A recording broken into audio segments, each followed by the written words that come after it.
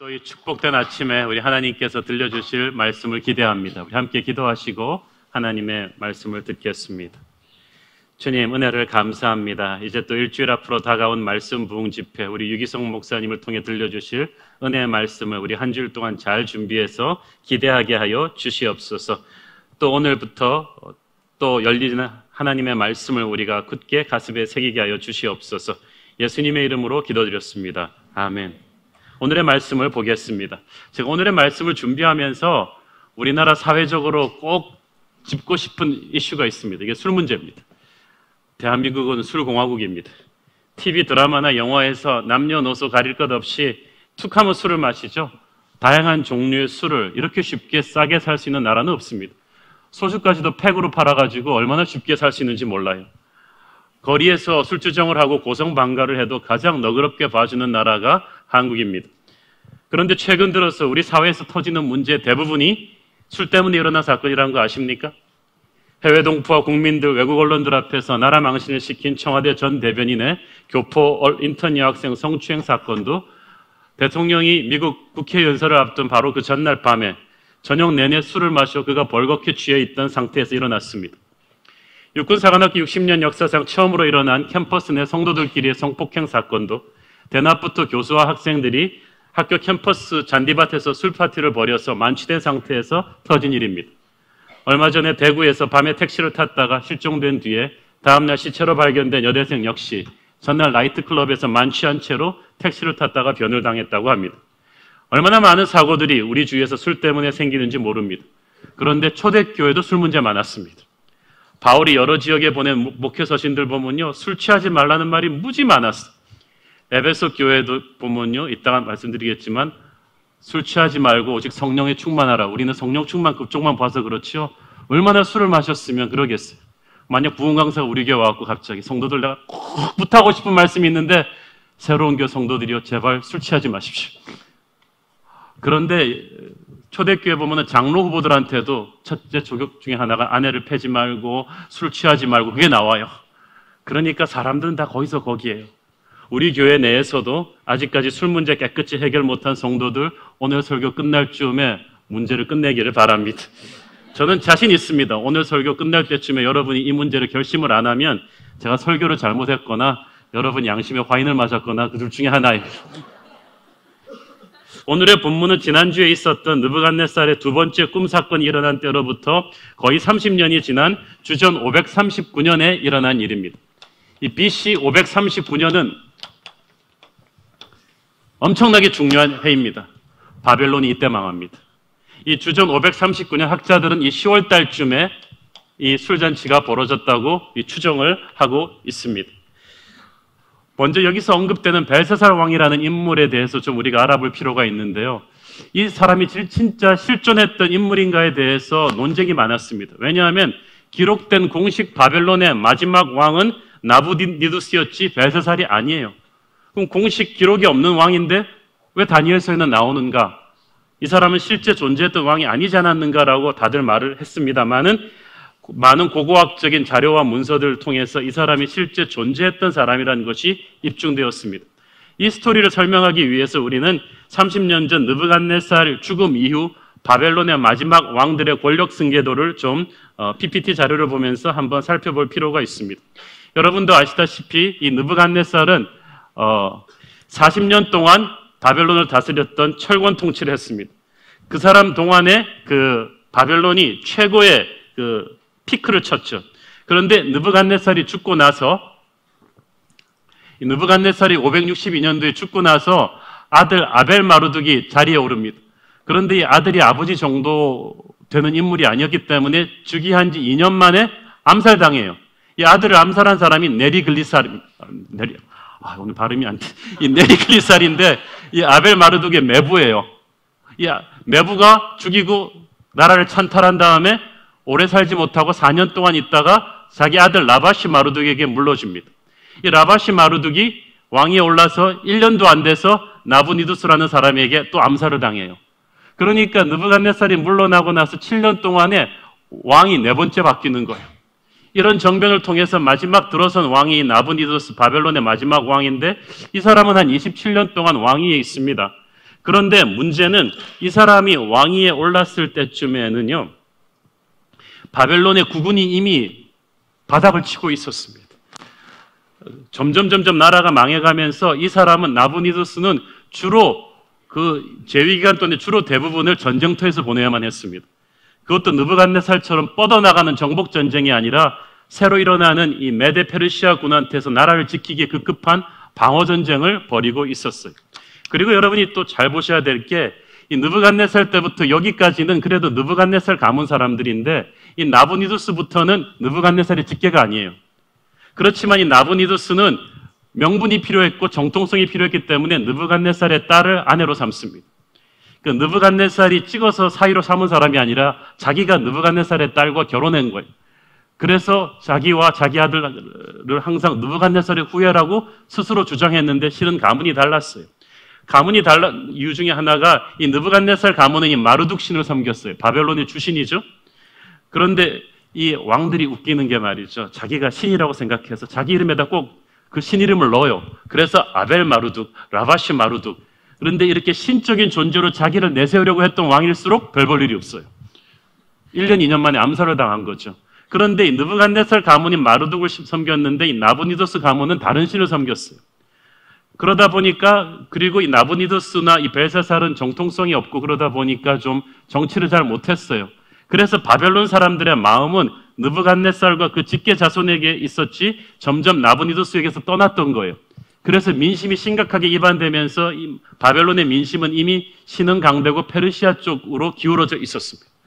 그래서 많은 경우 이 페르시아 왕이 진군해 올 때 바벨론의 그 군대들이 많이 그냥 항복을 해버렸던 상황입니다. 자, 그런데 다시 돌아와서 이 나부니두스가 왕위에 있는 동안에 바벨론 도성에 거의 있지 못하고 외부에 나가서 전쟁을 하면서 바벨론을 지키려고 했습니다. 그러면 비어있는 바벨론 도성을 상식적으로 누구한테 통치권을 맡기겠습니까? 아들이에요. 아들의 이름이 벨사살이에요. 그래서 이 벨사살은 아버지가 밖에서 전쟁하는 동안에 바벨론 도성의 임시 책임자로서 왕 같은 권위를 휘둘렀던 사람이죠. 그래서 이 시점에서 넘버1이 나부니두스면 넘버2가 바로 이 벨사살 왕이고 세 번째 권위자, 세 번째 통치자의 자리가 국무총리 자리인데 나중에 이 꿈을 풀면 이 사람을 거기다 앉히겠다고 한 말이 바로 그 뜻입니다. 자, 그런데 이 느부갓네살의 죽음 이후에 점점 국군이 기울어지고 있다가 지금 이 벨사살의 술잔치가 열리고 있는 이 10월쯤에는 어떻게 됐냐 하면 이 아버지 나부니두스가 밀려오는 페르시아의 군대와의 마지막 전쟁에서 패하고 아라비아 어느 사막으로 도망가 있던 때입니다. 이때 밀려온 페르시아군이 바벨론 도성을 포위하고 2년 동안 아주 비오듯한 공격을 퍼부으면서 마지막 바벨론의 숨통을 끊어내려고 하던 바로 그때예요. 그러니까 여러분 상상이 안 가죠. 지금 나라가 모든 전쟁을 다 패하고 밀려오는 페르시아 대군한테 학자들은 20만이 넘는 대군이라고 합니다. 이 도성을 에워싸고 전을 벌이고 있는 이 상황에서 왕과 밑에 직속 부하들은 지금 비상 방어전을 선포해야 되는데 1000명이 넘는 술자리를 확 벌린 거예요. 이건 그 당시 스케일로도 굉장히 큰 것입니다. 왜 이런 무모한 술자리를 벌였겠는가? 그들은 천혜의 요새 바벨론 도성은 무너지지 않는다는 헛된 자신감을 갖고 있었어요. 여러분 지난주와 지지난주에 우리 동영상을 통해서 보셨죠? 그리스의 역사학자 헤로도토스가 증언한 대로 광대한 사막 한가운데 있었던 바벨론 도성은 각 변의 길이가 23km가 넘는 성 전체의 둘레가 무려 90km에 달하는 거대한 사각형의 도시입니다. 90km면 어느 정도냐 하면요. 여기서 수원까지가 45km예요. 그 배나 되는 거리가 이 바벨론 전체의 도성이었던 거예요. 그런데 이 바벨론 도성이 왜 난공불락이냐 하면요. 이 바벨론인들의 건축에 아주 총한데 이 유프라테스 강을 끌어들이면서 이 강을 세 군데로 나눠서 한쪽은 성 옆으로 깊은 해자를 파고 강이 흐르게 했어요. 그리고 한가운데로 또 강을 흘렸어요. 이게 폭이 20m가 넘는 아주 깊은 해자를 파가지고 물을 확 둘렀기 때문에 어떤 적군도 이걸 뚫고 들어올 수가 없는 거예요. 무리를 걷지 않는 이상은. 그리고 이 바벨론 성벽이 세겹 시스템인데 성벽 하나가 제일 바깥에 그 진흙 벽돌로 만들어진 아주 단단한 벽이 두께가 3.7m예요. 3.7m고 그 다음에 내벽이 있는데 이건 더 높은데 훨씬 높은 데에 있는 내벽이 돌아가는데 이게 6.5m예요. 그 사이로 사두마차가 지나갈 만한 공간이 있어요. 6.5m가 어느 정도인지 여러분의 이해를 돕기 위해서 여기 노란 테이프 보이죠? 여기서부터 저기까지 6.5m예요. 그러면 이 위로 마차가 다녀요. 3.7m면은요, 저 같은 사람 2사람 이상 눕는 그 두께로 이걸 하는 거예요. 그러니까 이 적병이 20m의 해자를 뚫고 여기 어떻게 기어 올라왔다고 쳐도 이 위에서 또 쏘는 거죠. 그리고 성벽 곳곳에 돌아가면서 20m가 넘는 공격 방어용 타워들이 있습니다. 청동문이 100개가 있습니다. 해자 모두를 걷어버리면 순식간에 적이 트랩되어 버리는 천혜의 요새예요. 한 번도 도성을 세우고 나서 무너진 적이 없어요. 그런데 이 천혜의 요새를 페르시아 왕 고레스가 뚫어버립니다. 어떻게 뚫었을까요? 다음 주에 말씀드리도록 하겠습니다. 그러니까 이런 천혜 아무리 포위되었다 해도 그리고 이 안에서 버틸 수 있는 식량이 20년이 넘었어요. 20년 동안 먹고 살 수 있는 거예요. 우리가 버티기만 하면 사막이니까 저 대군이 물러갈 것이라는 헛된 자신감. 바벨론을 지켜준 신들이 자기들을 지켜줄 거라는 그런 헛된 자신감이 있는 거예요. 그러니까 인간이요, 참 궁지에 몰려서도 잘 인정하지 않아요. 잘 회개하지 않아요. 끝까지 믿는 구석이 있는 거예요. 바벨론인들이 믿었던 성벽처럼 우리가 믿는 어떤 돈이 있어요. 인맥이 있어요. 권력이 있어요. 그러나 최후의 순간이 오면요, 모래성처럼 무너질 것입니다. 세 번째는 왜 이런 무모한 술잔치를 벌려냐 하면은 동요하고 있는 민심을 안정시키려는 정치쇼입니다. 우리는 나라가 망할 거야. 페르시아군한테 떨어질 거야. 막 이러고 있는데 아니야. 왕과 우리 군사령관들과 귀족들은 이렇게 거대한 술잔치를 벌일 정도로 여유가 있어. 우리는 무너지지 않아. 라는 이런 쇼를 하는 거죠. 인생이 다 망해가는 사람일수록 겉으로 보기에는 이렇게 객기를 부리는 분들이 많아요. 사업이 망해가는데 오히려 더 남들한테 기죽지 않으려고 외제차 사고 명품 사고 그러면서 막 큰소리 통통 치는데 이미 꺼져가는 등불의 바락이죠. 여기에 초대된 1000명의 VIP들은 아마 바벨론의 최고의 재벌과 정치 지도자들이었을 텐데 아무도 이 벨사살 왕에게 직언하는 사람이 없었어요. 그것은 이미 바벨론의 고위층이 이미 깊이 타락해 있었다는 거죠. 그런데 문제는 여기서부터 시작됩니다. 이 1000명이 넘는 이 신하들이 있고 거기에 또 왕후들과 후궁들과 그리고 무기들이 다 섞인 아주 진탕한 술 파티를 벌였는데, 그러니까 요즘으로 말하면 거대한 룸살롱을 만든 거예요. 그 왕궁을. 그런데 이 술에 취해서 흥이 쫙 오른 벨사살 왕이 갑자기 약을 먹었는지 이상한 결정을 내립니다. 야, 그거 67년 전에 우리의 증조 할아버지 느부갓네살이 예루살렘을 침공했을 때 그 예루살렘 성전에서 가져온 그 금은 그릇 집기들 있지, 그거 갖고 와. 그걸로 술 마시자. 잔다 비워. 그런 거야.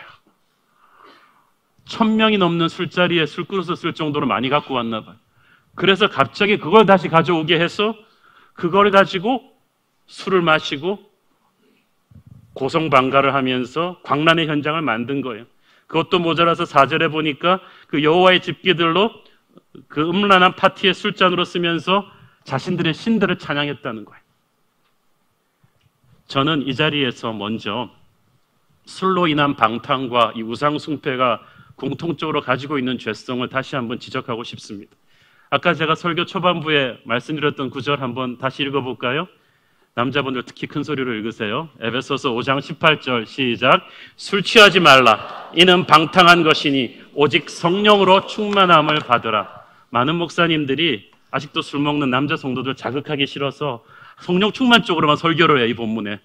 그런데 저는 오늘 앞부분을 붙잡고 설교를 하겠습니다. 술 취하는 것을 바울이 이거는 상징적으로 말한 거 아니에요. 진짜 그 당시도 술 문화가 심했던 거예요. 그런데 이 5장 18절 다시 한번 띄워줘 보세요. 이 영어 성경을 보면요, 재밌습니다. Do not get drunk on wine which leads to debauchery. 무슨 말입니까? 술을 취하게 된 debauchery라는 말은 이 도덕적인 타락을 말하는 거예요. 음란과 도덕적인 완전히 타락으로 leads to 된다는 거니까 어떤 힘이 술 취하게 되면 너를 그렇게 이끌어갈 것이다. 많은 분들이 얘기합니다. 술 좀 마시는 게 죄입니까? 쿨하게 마시고 그 정도 하는. 그렇지 않아요. 여러분은 자기 자신을 이끄는 힘이 없어요. 이 술에 취하게 되면 여러분이 대충 쿨하게 마시는 게 아니라 취할 때까지 마시거든요. 취하게 되면 그때부터는요, 여러분도 통제할 수 없는 어떤 힘이 여러분을 끌고 가는데 내 속에 있는 죄성을 끌어냅니다. 어느 나라 어느 문화든지 술이 들어갔을 때 나오는 상황은 똑같아요. 여기도 보니까 무희들과 왕후들과 후궁들이 가득 찼다 그랬죠. 남녀 섞인 음탕한 파티예요. 술이 있으면 음란이 있습니다. 여자들이 다 나오죠. 그리고 이 우상들을 막 찬양했다 그랬어요. 바벨론의 우상들은 굉장히 폭력적인 신들입니다. 굉장히 음란한 신들입니다. 그리고 막 황금을 깔면서 찬양하는 이 돈의 신들입니다. 이것들을 다 찬양했다는 것은 우리가 술 취하게 되면 우리 안에 있는 음란과 폭력과 남을 원망함과 돈에 대한 욕심이 막 다 나오는 거예요. 고급 룸살롱에서는 그렇게 어렵게 번 돈들을 막 남자들이 수표로 쫙쫙 뿌리잖아요, 팁으로. 이게 술이 취하게 되면 우리 인간에 있는 돈과 섹스와 권력에 대한 이 광기가, 이 우상신들 같은 이 광기가 다 나오는 거예요. 여러분, 그러니까 이 술 취하는 걸 어떠한 방법으로도 미워하지 마세요. 교회 다니면서 이 문제를 아직도 해결하지 못한 사람들 정신 차리길 바랍니다. 이때부터 이 벨사살이 지금 어떤 상황에 들어가게 되는지를 보세요. 그런데 보세요. 이 벨사살이 갑자기 술 파티 흥이 돋는 이 시점에서 뜬금없이 67년 전에 조상 느부갓네살이 예루살렘 신전에서 하필 가져온 그 집기들을 가져와서 술잔으로 삼은 이유가 뭘까요? 술잔 집기로 삼으려면요, 바벨론은요, 어느 나라든지 점령하면은 그 나라의 신을 바벨론 신이 이겼다고 생각했어요. 그래서 그 나라의 신전에 있는 집기들을 다 가지고 와서 바벨론 신전 앞에다 다 모아놔요. 자기들 마루둑 신전 앞에. 그러니까 바벨론이 점령한 나라가 한둘이겠어요? 유다보다 더 크고 강한 나라도 많이 점령했을 텐데 그 많은 나라의 신들의 집기는 다 놔두고 하필이면 기억도 까마득한 67년 전에 그 작은 나라 유다의 예루살렘 성전에서 가져온 집기를 왜 하필이면 이 시점에 가져오라 그랬겠어요? 이게 우연의 일치겠습니까? 왜일까요? 생각을 해보셔야 돼요. 저는 이 성경에 나오지는 않지만 저는 이 말씀을 묵상하다가 이게 우연이 아니라는 생각이 들었어요. 왜냐하면은 지금 이 상황은요, 느부갓네살 왕 때부터 바벨론 전역에 전설처럼 퍼져온 다니엘과 세 친구들의 하나님에 대한 공포입니다. 바벨론은 어떠한 나라를 짓밟고 나서 후회해본 적이 없어요. 나라를 점령하면 그게 끝이었어요. 그런데 이스라엘은 아니었어요. 유다는 짓밟았는데 포로로 잡혀온 다니엘과 그 세 친구들 때문에 그 하나님을 다시 한번 보게 된 거예요. 그래서 풀무불 앞에 그 세 친구들 때문에 느부갓네살이 한 번 꿇고 꿈 한 번씩 해석할 때마다 한 번씩 꿇으면서 정신병자같이 되면서 저 천하의 정복자 느부갓네살도 할 수 없이 인정한 하나님의 이름을, 대국민 조서까지 발표한 하나님에 대한 그 소문을 모든 바벨론인들의 뇌리에 전설처럼 들어와요. 한 번도 누구 앞에 무릎 꿇어본 적이 없는 바벨론들이 신처럼 숭상하는 느부갓네살을 무릎 꿇린 존재. 그래서 유다라는 나라는 전멸시켰지만 그 유다의 하나님에 대한 공포만큼은 모든 바벨론인들의 뇌리에 남아서 내려오는 거예요. 벨사살이 아무리 철없는 왕이지만은 아까 말씀드렸죠. 벨사살은 지금 느부갓네살의 직계가 아니에요. 필요해서 느부갓네살의 자손이라는 이름은 빌렸지만 항상 벨사살은 지금 어떤 생각을 할까요? 어떤 기회든지 잡아서 내가 느부갓네살보다 위대하다는 걸 백성들한테 보여줘야 되는데 그래야 정통성이 서는 데라고 생각을 했는데 마침 그 생각이 난 거죠. 이게 영감인가 보다. 내가 만일 저 여호와 하나님을 집기들을 여기 갖고 와서 이거를 술파티로 모욕을 하면서 바벨론의 신들을 찬양하면 저 위대한 전설의 느부갓네살 왕도 무릎 꿇었던 하나님을 내가 무릎 꿇림, 느부갓네살보다 더한 제왕적인 카리스마를 국민들이 우러러 볼 거라는 생각을 한 것 같아요. 그래서 지금 페르시아군에 포위당해서 왕국이 멸망당해 가니까 민심이 이반돼서 자기를 원망하는 듯한 분위기를 이 한 번으로 반전시키려는 생각을, 바보 같은 생각을 저는 했다고 생각해요. 그렇지 않고 괜히 술자리에서 뜬금없이 그 생각을 했을 리가 없어요. 어쨌든 그러나 바보 같은 생각을 했죠. 머리 나쁜 사람은 아이디어 내면 안 되는데 이 무모한 아이디어 때문에 심판의 철퇴가 코앞에 다가와 버렸습니다. 5절을 보세요. 5절 앞부분을 보세요. 뭐라고 써 있습니까? 그때에 이게 중요해요. 그때에 느부갓네살이 벨사살이 이렇게 아, 나는 이제 느부갓네살보다 위대해. 느부갓네살 할아버지도 꼼짝도 못했던 여호와의 하나님 아무것도 아니구만. 그러면서 막 흥이 오르고 있는 이때에 앞에 손가락이 확 나타난 거예요. 글씨가 이 석회벽에 땅땅 쓰여지기 시작하는데, 여러분, 글씨가 사람한테 공포를 줄 수 있다는 거 아십니까? 한국의 유명한 프로야구 선수가 미국의 메이저리그 캠프에서 여름에 훈련을 하는데요. 그 캠프에 중남미 지역에서 다 온 마이너리그 선수들이 같이 훈련을 했대요. 이 마이너리그 선수들은요, 미국에 수만 명이 있는데 일주일에 100불도 못 받아요.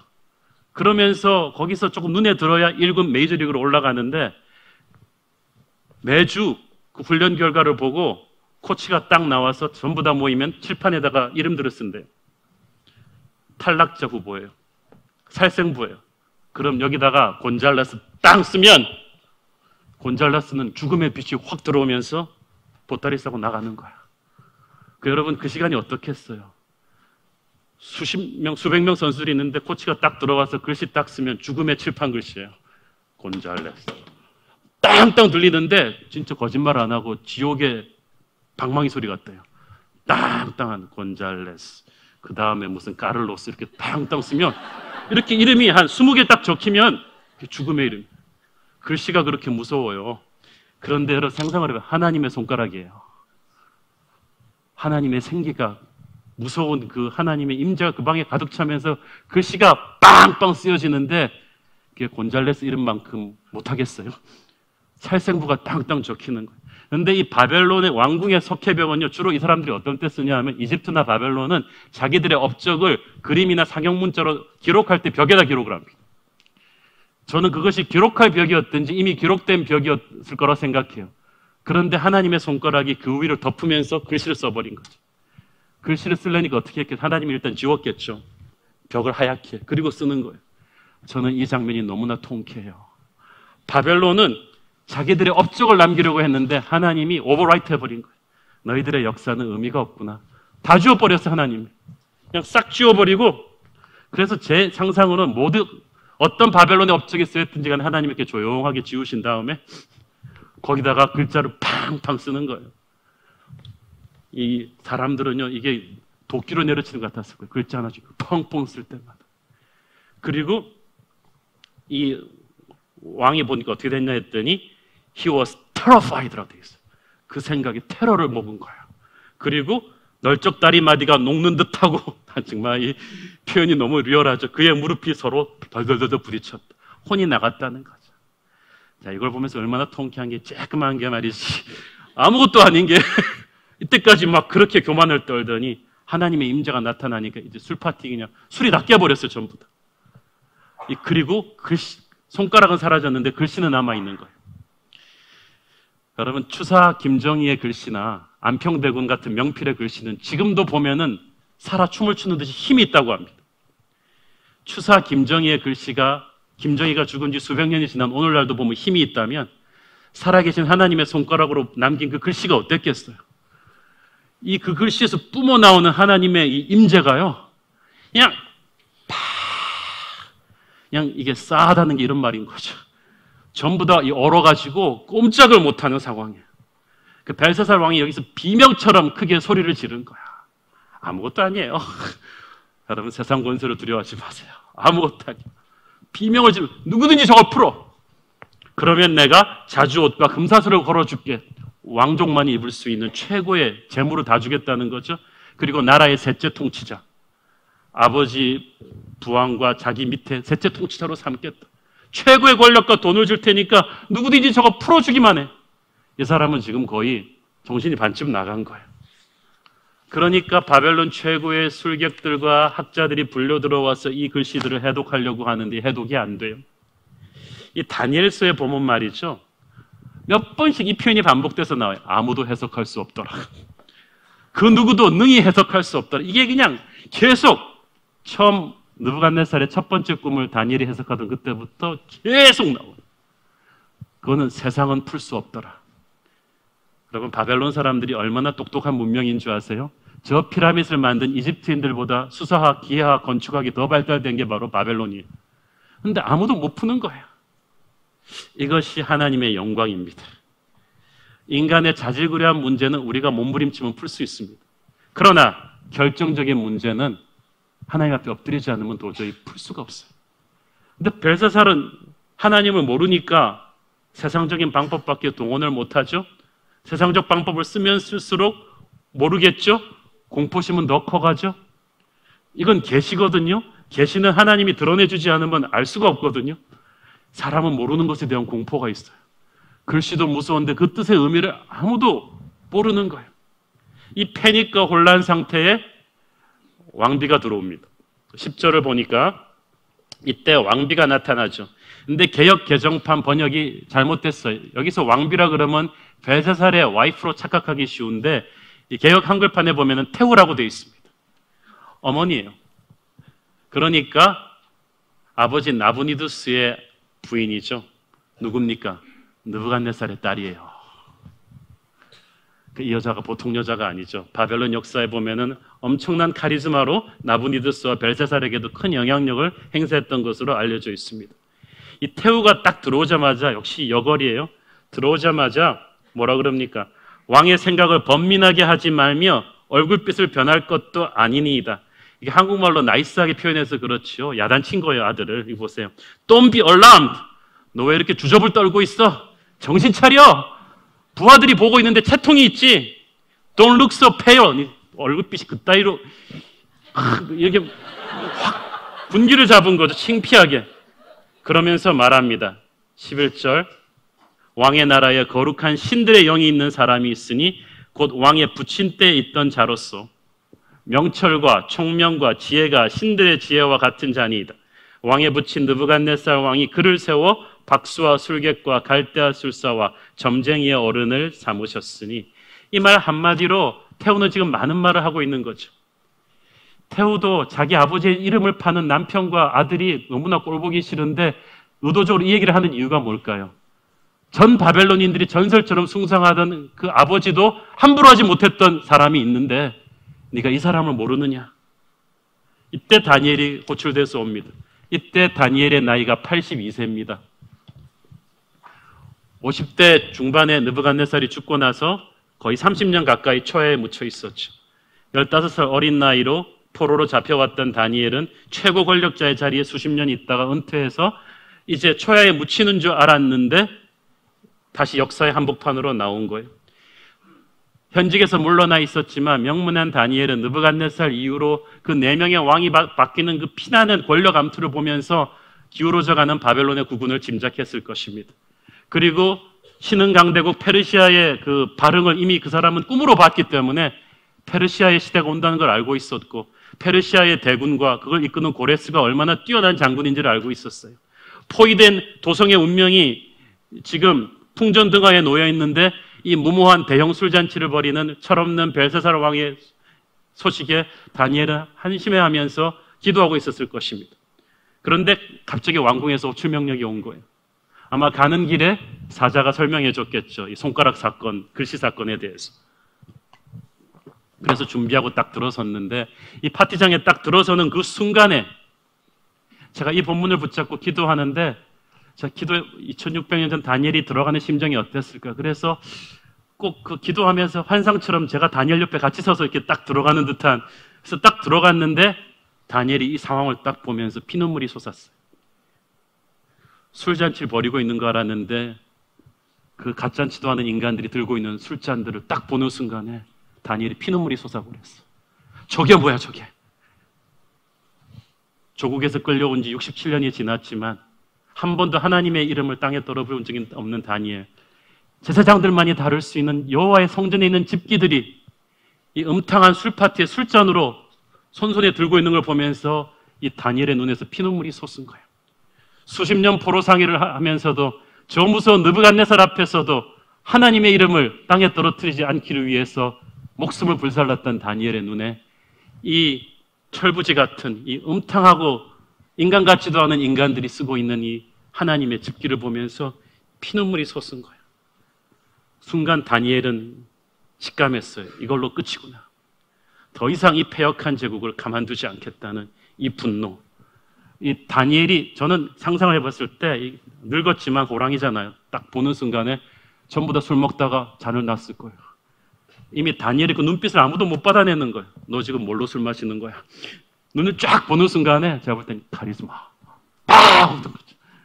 그리고 벨사살이 이제 다니엘이랑 대화를 시작합니다. 이 벨사살은 다니엘에 대해서 소문만 듣고 처음 만나보는 것 같아요. 이 14절, 16절을 보니까 내가 네게 대하여 들었거늘 그런 거죠. 여러분, 소문을 듣는 것과 전설의 고수를 직접 만나는 건 다른 거예요. 모르니까 까불었지. 이제부터 벨사살이 이제는 자기 분수를 알 차례가 됐죠. 태후가 그토록 다니엘 소개를 잘해줬잖아요. 저 명군 느부갓네살 할아버지도 존경했던 사람이라고 얘기했는데 이 벨사살이 이 늙은 다니엘한테 너무나 오만하게 말을 걸죠. 13절 보세요. 네가 나의 부왕이 유다에서 사로잡아온 유다 자손 중에 그 다니엘이냐? 이런 네 가지 없는 멘트가 어디 있겠어요? 그러니까 무슨 말이에요? 네가 아무리 잘나봤자 우리 조상한테 포로로 잡혀온 포로 출신 아니냐? 그 말이죠. 다니엘을 기죽이려는 겁니다. 14절 읽어보세요.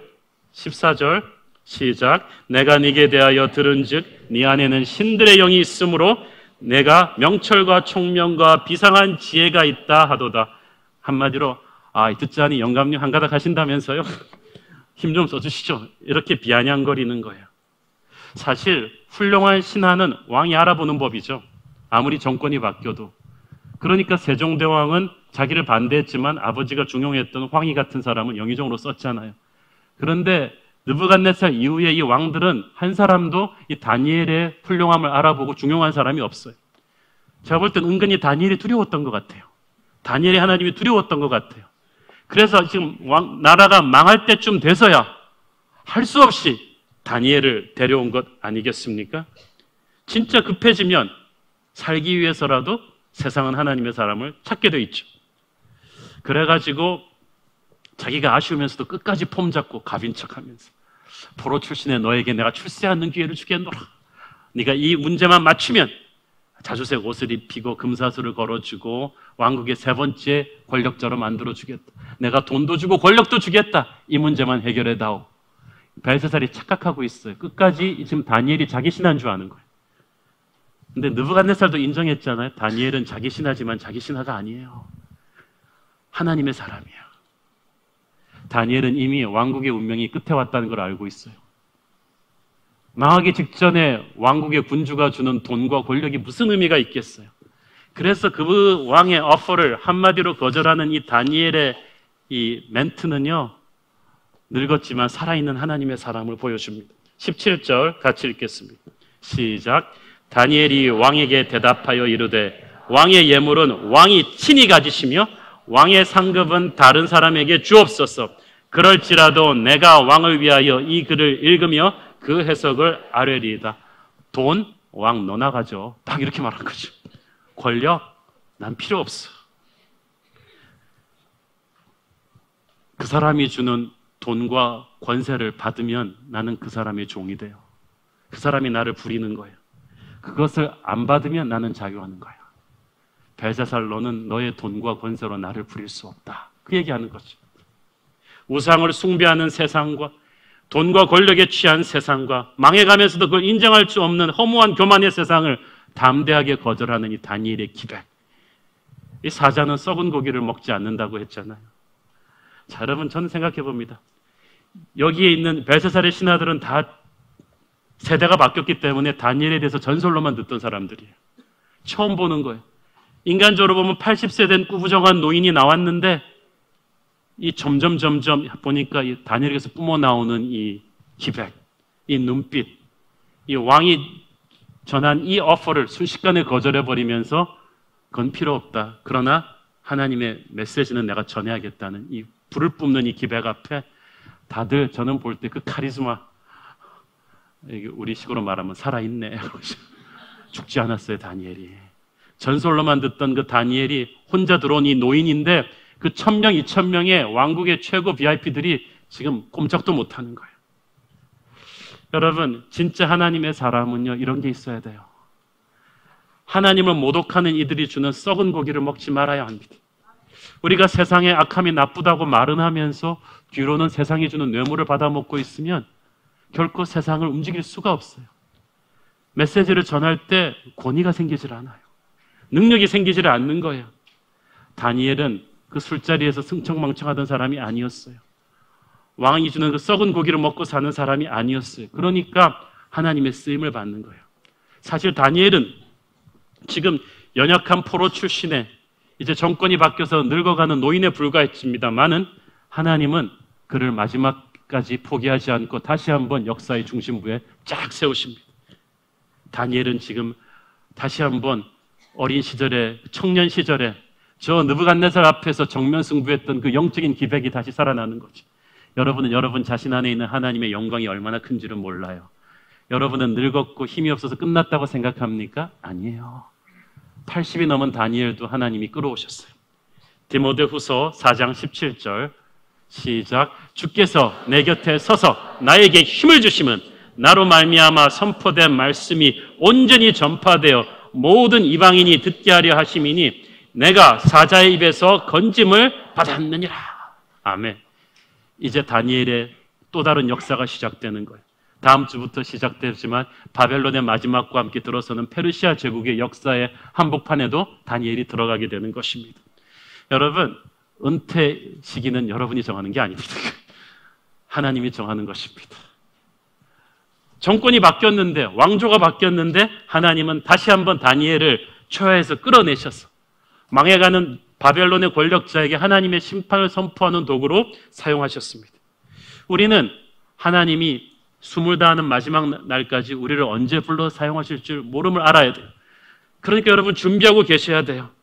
어쩌면 그 순간은 우리의 인생 전체를 걸어야 되는, 목숨을 걸어야 되는 어떤 것인지도 모릅니다. 근데 다니엘은 15살 때부터 목숨을 걸고 살았기 때문에 80이 돼서도 두렵지가 않은 거예요. 저는 여러분이 인생 전체를 놓고 타협할 수 없는 어떤 게 있기를 바랍니다. 이 사람을 흔들 수가 없어요. 시편 118편 17절, 제가 굉장히 좋아하는 말씀입니다. 내가 죽지 않고 살아서 여호와께서 하시는 일을 선포하리. 여러분, 죽지 않고 살아서 하나님의 말씀을 선포해야 되지 않아요? 명만은 마구간에서 죽는 걸 부끄러워하고 군인은 침상에서 편히 죽는 걸 부끄러워한다고 했습니다. 저는 벨사살 앞에서 늙은 다니엘의 이 당당한 모습 속에서 로마의 권력자 빌라도 앞에선 예수님의 당당한 모습을 보는 거예요. 세계를 제패한 로마 제국 앞에서도 예수님은 기죽지 않았습니다. 나의 나라는 이 땅에 있는 것이 아니다. 마지막까지 불을 뿜듯이 선포한 예수님의 그 말씀, 그리고 로마는 300년 만에 뒤집어졌습니다. 사랑하는 여러분, 만약에 다니엘이 이 술자리에서 같이 흥청망청했더라면 이런 권위가 나왔겠어요? 세상이 주는 썩은 고기를 받아먹고 사는 사람이었더라면 이런 메시지 못 전합니다. 이 다니엘의 사명은 목사인 제가 할 수 없고 여러분이 하는 것입니다. 그러니까 여러분, 아직도 술 먹어야겠다는 생각이 나세요? 아직도 이 흥청망청하는 문화 속에서 같이 흘러가면서 주어라 마셔라 하면서 자신의 영혼을 팔고 자신의 양심을 팔고 자신을 통제할 수 없는 어떤 악의 힘에 이용당하시겠어요? 아니면 마지막 늙은 80의 노인이 될 때까지 하나님의 쓰임을 받는 이 시대를 호령하는 다니엘의 기백을 가지시겠습니까? 저는 여러분이 이 시대를 깨우는 그런 다니엘이 되기를 바랍니다. 기도하겠습니다. 사랑하는 아버지, 은혜를 감사합니다. 바벨론처럼 이 한국도 술에 취했고 음란에 취했고 돈에 취해버린 세상입니다. 하나님, 이 미쳐버린 세상 속에서 우리도 같이 묻어가지 않게 하여 주시옵소서. 어떤 핑계로도 세상의 그 타락함에 우리가 물들지 않게 하여 주시고 우리 새로운 교회 성도들 시대를 꾸짖는 다니엘의 기백을 가질 수 있도록 순결함과 거룩함을 주시옵소서. 예수님의 이름으로 기도했습니다. 아멘.